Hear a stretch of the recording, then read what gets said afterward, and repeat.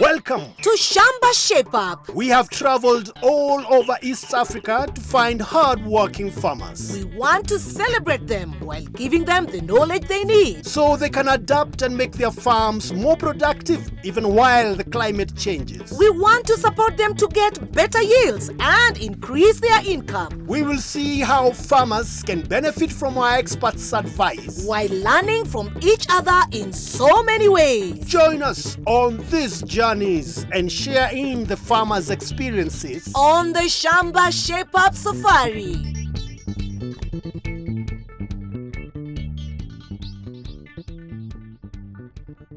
Welcome to Shamba Shape Up. Today we are in Kakamega County, home of bullfighting and cockfighting. Not forgetting beautiful scenery like this one here. And maize and sugarcane. Caro, I know you have a sweet tooth, but guess what? I'm going to have chicken today.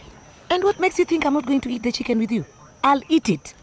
Today we are meeting a farmer who is very hardworking and has lots of activities on her shamba. So let's go meet her. Let's go.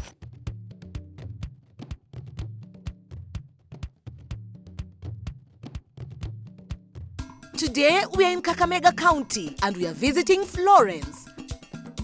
She's married to Noah and they have 5 children.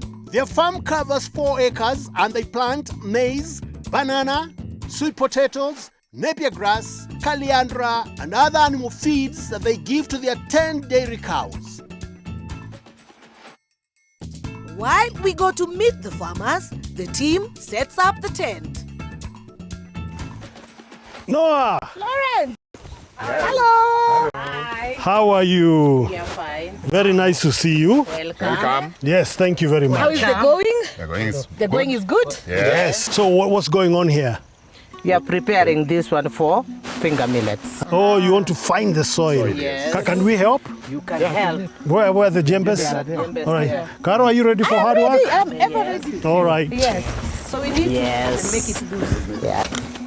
Which one is mine? I think I'll give you the big one. No. Let me use this one. So, has it rained yet? No, it hasn't. And you know that's one of the main challenges that farmers are having, you know? Yes. Climate changing. Yeah. So now, apart from that, what other challenges do you have, Noah? When you have planted, there's these fall worms. They attack the crops. The fall armyworms. The fall worm. How much is it destroying your crops? It destroys everything. Almost Yes. everything. We are forced to use some chemicals. And the chemicals are very expensive. Yes. Don't worry, Shamba Shape Up is here and we've come with our experts and we'll work with you to make sure you're shaped up. Yeah, so let's go pitch our tent and get ready to work. We'll keep on working. The tent is already being pitched. Okay. All right, let's keep Until going. 1. Let's keep going Yes. then. Until 1 o'clock. Yes. This sun is going to kill us. No. Is there lunch? Yeah, I know. We are preparing uji. Yeah. Tony will die. I'm gone. But it's fine. It's fine. Yes. And here comes our expert. Gladys, Yes. how are you? Fine, thank you. Very nice to see you. Thank you. Hi, how are you? So these are our farmers. Yes. And Gladys is here to talk about Push-Pull technology, a technology that helps us control fall armyworm in our farms. fall armyworm. Now, I'm sure you're going to learn a lot. I like All it. right. All right. I love that. And you've come in the nick of time. Thank you so much. You've saved me and Florence from the sun. So Florence, you and I are going to talk about financing Yeah. and planning. Yes. Oh, lucky. aren't See you later. All right. Let's see go. you. All right. Let's go. Now, this fall armyworm, what exactly is it?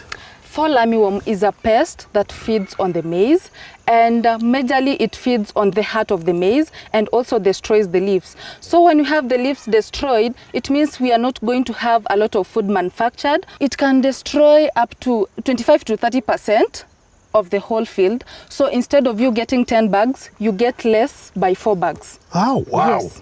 That's true, isn't it? Yeah, it's true. You've been trying to fight the fall armyworm. Yes. What methods have you been using? We have been going to the agrovet, we buy some medicine, then we just come and spray. Sometimes we use Omo. We are told it kills. Even what we Ash. Ash. Has it worked? Not really. Not really. Yeah. The worm is still there. Still there. So today I come with good news that we have a scientifically proven technology that helps control fall armyworm. It's called the push-pull technology. Yes. So we have the desmodium in between the maize. So the desmodium produces a chemical that does not smell nice to the egg-laying moths. Yes. Yes, so it scares the insects away. Pushes it away. Yes, so it pushes the insects away. And remember, at the border, we have either napier grass or bracharia. So this bracharia now attracts the insects. It pulls it. Yes, so it pulls. So when the insects go and lay there, the eggs will hatch. And then this bracharia produces a chemical that is so sticky. When the eggs hatch, the survival rate is reduced.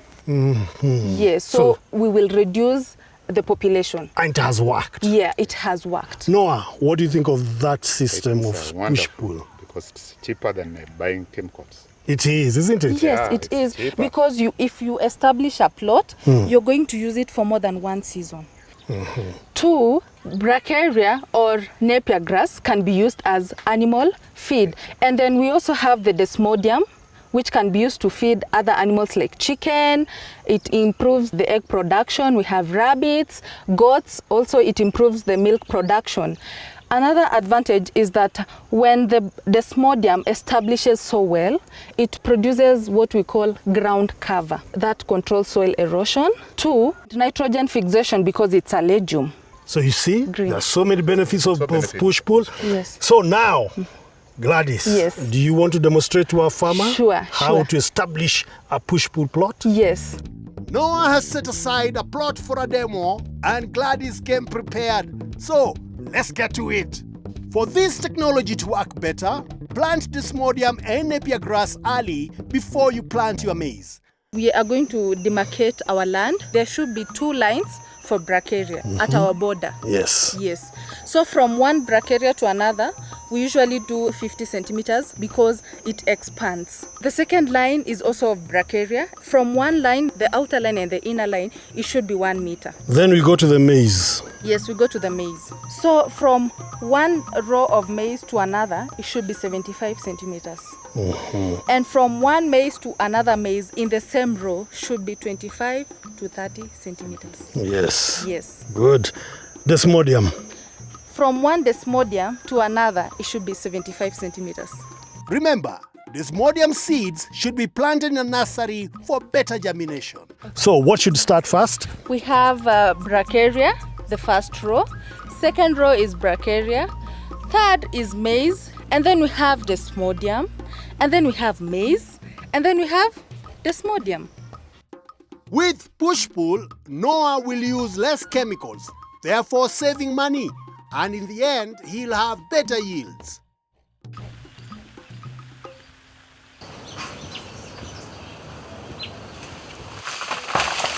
Saving money is not easy because the money is never enough. But without savings, life can be quite stressful.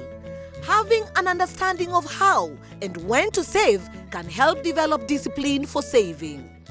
Veronica, a financial expert, is here to help us understand why saving is important. So, Florence, how do you get to knowing how much you want to spend in a month and how do you basically do it? I write somewhere the money I'm spending, the money I have, the money I spent. Yeah, and then at the end of the month I put the total. Congratulations that you keep in the records, because records is like the mirror of your business, that you're able to see what you've been doing. Now, for financial planning, all budgeting, you do it prior. Before. Putting into writing what you think you will earn Yes. and what you plan to spend before it comes to happen. Before it happens. Yes. I don't do that. You don't do that. I don't do that. It's having a projection. Because I cannot budget for what I have not earned, what I have not got, what I have not seen. Yes, I So should see Veronica, first, Veronica should tell us how we yes. arrive at that. When you do budgeting, this is what I would advise you to be doing. The first item on the budget Yes. is to list your sources of income. We'll do this on a monthly basis. Okay. Like from milk, how much do you make in a month? Around 70,000. Around 70,000. Good, that's Yes. great, Mama. Yes. From selling of eggs, how much do you make? 2,500. From bananas Bananas, 2,500. and millet. I know you do it after several months, but on a monthly basis, how much would that be? It's 18,500. 18,000 for a month. That's Yes. Oh, that's good. It makes good money. very good. So she is making some 93,500. Congratulations. Great. You are rich. I'll come for a loan. Yeah.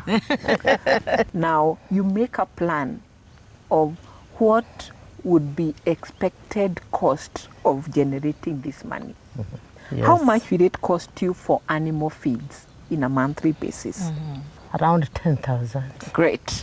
For the animals, we'll use drugs, dewormers, and all that. In a monthly basis, how much will that take? 3,000. About 3,000. Great. Yes. Laborers, 18. 18,000. Yeah. We have the inputs, the seeds, the pesticides, the chemicals. 10,000. Great. With this, Florence, now, Yes. you are able to know in advance on the following month. Yeah. You have an expected net income of 52,500, Yeah. which becomes like her gross earning. And this is what we are now advising Florence, Yes. that from these 52,000, Yes. you plan before you come to plan how to spend it as a family. Yes. Look at planning to save first. Yes. So how much do you think out of this we can put aside? 10,000. 10,000. Yes. Great. Now we have left available 42,500 available income for your spending as a family. You see, now this has restrained you Yeah. or put a discipline that you don't spend to consume 52, you consume 42. 42. If you don't put this saving earlier, your appetite will make you spend for 52,500. Or even more than that. Or even more than that, go and borrow. Yeah. Yes. Get So, into debt. available income for your consumption. What are your consumption lines? School fees. School fees for is my the top one. granddaughters. About how much? 32. 32, which you do in how many months? It is the whole year. Whole year. Yeah. So we can say roughly 2,500 a month, isn't it? Okay. Great. And food? Maybe if you can call it shopping. Shopping's around 20,000. And you should also plan for Miscellaneous, maybe Miscellaneous, someone can get miscellaneous. unwell. about 5,000. Yes. Yes. And this is coming to 27,500. She remains with 15,000. When you have more, increase your saving, because life is never constant. True. So you know, see the need of doing the budget? Have seen. How do you like this? Good. God! Yes. Knowing how much your income is, how much you spend can help you know how much you can save. And saving helps you avoid debt. And it also builds your credibility with financial institutions such as banks. Florence needs a better chicken house, and that's why Kamau is here. And now, let's catch up with the latest weather forecast. Welcome to the Shamba Shepherd Farming News for Kenya. While most of the country will be dry in the coming week, we expect high rainfall in central, South Rift Valley and northeastern tip of Kenya, spreading southwards into the western and Nyanza regions. Northeastern, upper eastern, lower eastern and the coastal region expect no rain or little rain of less than 5 millimeters. This includes Mandera, Wajir, Garissa, Marsabit, Isiolo, Machakos, Kitui, Makueni, Kajiado, Tana River, Taita Taveta, Lamu, Kilifi, Mombasa and Kwale. Central Kenya will get little to high rainfall ranging from 5 to 110 millimeters. Murang'a, Kirinyaga, Embu and Nyeri will have no rain or little rain of less than 15 millimeters. Laikipia and Nyandarua will get little to high rainfall ranging from 5 to 110 millimeters. Nairobi and Kiambu will see no or very little rain of less than 5 millimeters. North Rift, Central Rift, and South Rift Valley expect very little to high rainfall ranging from 5 millimeters to 110 millimeters. West Pokot, Trans Nzoia, Marakwet, Uasin Gishu, Nandi, Baringo, and Kericho will receive high rainfall of up to 110 millimeters. Turkana, Samburu, Nakuru, and Narok will get little to moderate rain ranging from 5 to 50 millimeters. The western region will have moderate to high amount of rainfall ranging from 25 millimeters to 75 millimeters. This includes Bungoma, Busia, Kakamega, and Vihiga. The Nyanza region will also see moderate rain of up to 50 millimeters. This includes Siaya, Kisumu, Homa Bay, Migori, Kisii, and Nyamira. Farmers, we expect that the short rains in 2022 will be below normal, therefore rain harvesting and irrigation is important. On the same note, plan to plant early maturing crops and those that are drought resistant. Practice minimum tillage when preparing your land. This involves disturbing the soil only where you intend to plant the seed and leaving the rest untouched. The weeds can be removed by hand or by using a recommended weed killer. For more farming news and tips, get in touch with Shamba on 0711 082 606. I am Brenda. See you next week on the Shamba Shape Farming News for Kenya.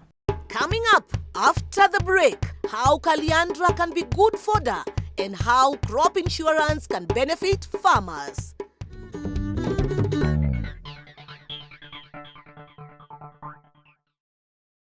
Welcome back to Shamba Shape Up. Let's go check on the progress. Let's do this. Come on. How is it going? You're making good progress? Yes. Keep it up. Keep it up. The progress is good, but we'll come back and check. Yes. All right? Back to work. Let's go. Today we are in Kakamega County and we are visiting Florence and Noah. We have seen how to manage fall armyworm and how to make a budget. But we also want to find out how Calliandra can be good fodder and how crop insurance can benefit farmers. Fodder shrubs are being used by dairy farmers because of its high percentage in protein. Florence has been using Calliandra for 3 years and she has seen increase in milk production. We want to find out how she knew about Calliandra and how she's been feeding her cows with the fodder shrub. Moses from ICRAF VI Agroforestry is joining us to add more about why fodder shrubs are beneficial to dairy farmers. Florence, what types of fodder shrubs do you have? Have Leukemia, have Calliandra, I have Sasbania, I have Maleberry. Wow. Yeah. Well done. Yeah. When I look around, I'm seeing lots of Calliandra here mixed with, is it bananas? Yes. Is it good to intercrop Calliandra with bananas or any other crop? Yes, it is, because Calliandra fixes nitrogen. And it's not only good for bananas, but also other food crops, like maize, like cassava, and other food crops that do not fix nitrogen. So they'll easily get nitrogen that is being fixed by Calliandra. So it is good to intercrop. Even in fodder lots, that is, you mix Calliandra with other grasses, like napier grass, bracharia. So you can plant in different niches, even along the footpaths to your compound or around your homestead. Okay. Yeah. Florence, how did you hear about Calliandra? I knew Calliandra before because we were using for goats. I knew it was for goats, not for cow to bring milk. When I was introduced by the agroforest, Yes. Shrub for Change is when they told me it brings milk. Yes. Looking at your Calliandra, it looks good. Yeah. How do you know when it's ready for harvesting? It is supposed to be 1 meter, and I decided to cut when it is just 1.5. After shooting, it's when I just cut the stem, just to make it on the level. I just cut with the scissors, or I use knife to cut. Yeah. The knife should be very sharp. Yes. And also the scissors should be sharp enough. So if you cannot afford the secateurs, you can as well use a sharp knife or a sharp panga. Or a sharp panga. Yes. Okay. Remember, 500 shrubs harvested every 2 or 3 months will provide 1 cow with feed throughout the year. Harvest Calliandra every 2 to 3 months. ideally when it's 1 meter tall with a stem less than 1 centimeter wide. Cut in clean slanted position with a sharp knife or scissors. What do you do after you cut it? I just put it in a shade for a while. Yani, to remove that moisture from the Calliandra. You dry it? Yeah, I dry it. Yes. It will make a cow to plot when I take it like this. Oh. So I should put on a shade for a while. In a shady place? Yes. After harvesting Calliandra, what the farmer should do, you put it under shade to wilt fat for 24 hours. Not 24 hours? Yeah, not less than 24. So that you reduce the moisture content, so that as you feed your cow, then the tannin content is low, the palatability of Calliandra becomes high, then digestibility also is good. Palatability means cows are able to chew the fodder well and digest easily. So that it reduces bloating, just as Florence has said. Yes. But you should not feed your cow Calliandra alone, so that it doesn't bloat. You add or you mix with other basal feeds, the grasses and the hay and the silage. Mix fresh Calliandra with other fodder grasses like Napier to avoid the cows being bloated. Mix 6 kilograms of fresh Calliandra with 18 kilograms of other fodder grasses. This is enough for 1 cow per day. For dry Calliandra, mix 3 kilograms of Calliandra with 18 kilograms of other fodder grasses. If you have more Calliandra than your cows need, it's a good time to store it for later use. Dry the leaves in a shade and store it in sacks for later use, or you can mill it. Florence has been feeding 2 cows with Calliandra and she has been able to see improvement in milk production. Before, one of the cows was producing 15 liters of milk, and now it's producing 17 liters of milk daily.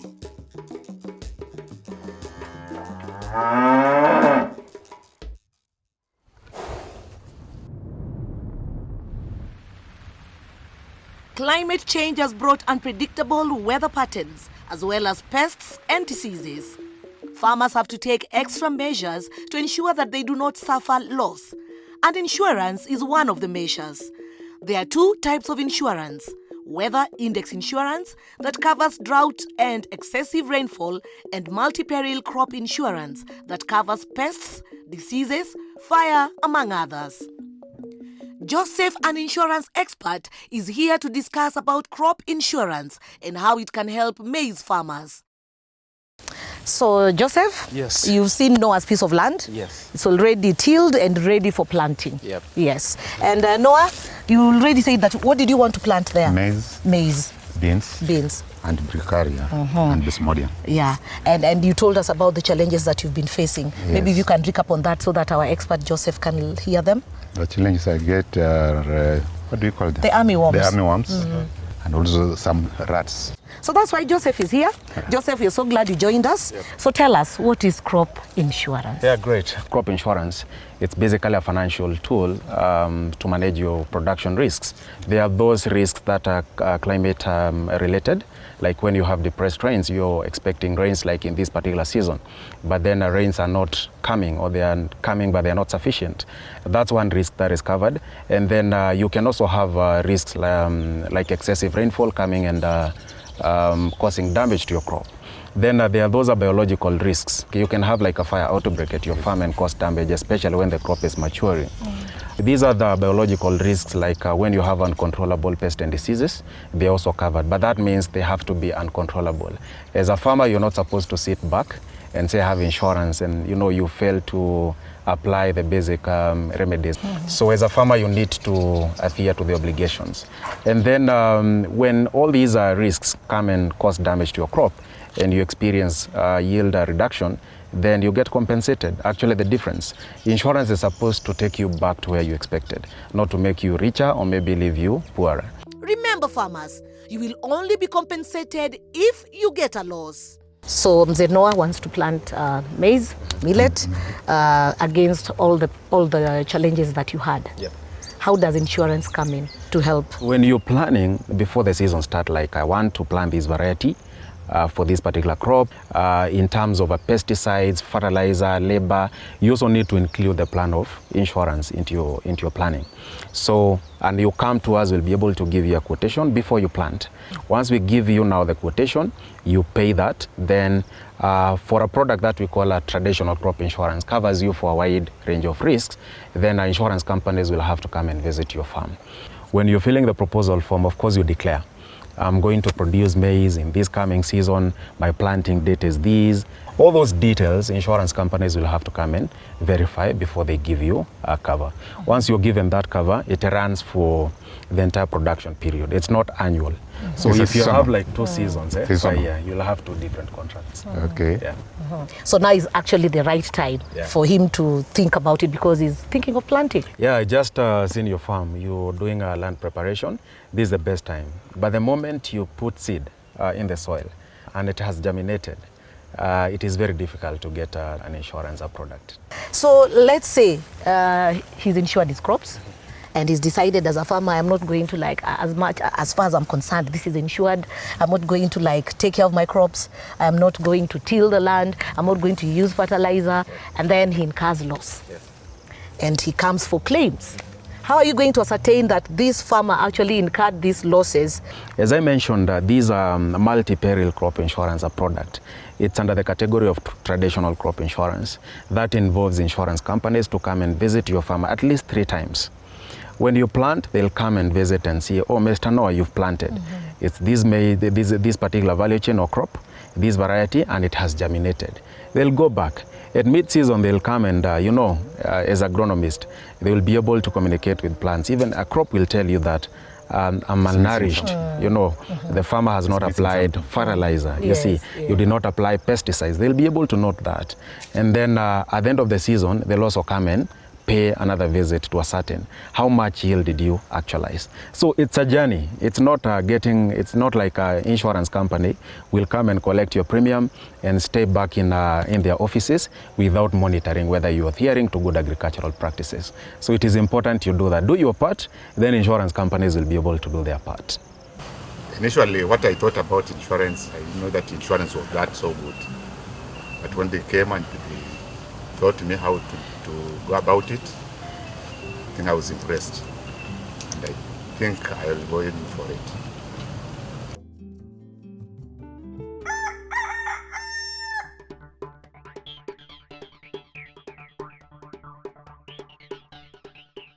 Florence, this area, they say that chicken is a very important delicacy. Ingoho. So it has to be treated with a lot of respect. Well. So do you think your chicken are going to enjoy staying in here? My chickens from today, they are going to enjoy. Yes. What about the invaders, the ones that come to eat them? That a small animal, it is just admire through this wire. It will be peeping through, but can't touch. Noah. Yeah. So, are you happy? I'm very happy. You don't look happy. I look happy. You can't see it. There is happy. Yeah. Well, if our farmers are happy. We are happy too. All right. I will see you in the next Shamba.